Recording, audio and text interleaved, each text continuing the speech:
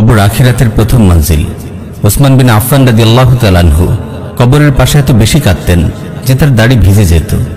তাকে বলা হলো, আপনি জান্নাত জাহান্নামের আলোচনা করলে এত কাঁদেন না, কিন্তু কবরের পাশে আসলেই এত বেশি কাঁদেন কেন?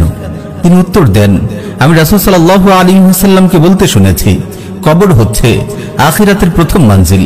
যে কবরে নাজাত পায় তার জন্য পরবর্তী মঞ্জিল সমূহ সহজ হয়ে যায়, আর যে কবরে নাজাত পায় না তার জন্য পরবর্তী মঞ্জিল সমূহ আরো কঠিন হয়ে যায়।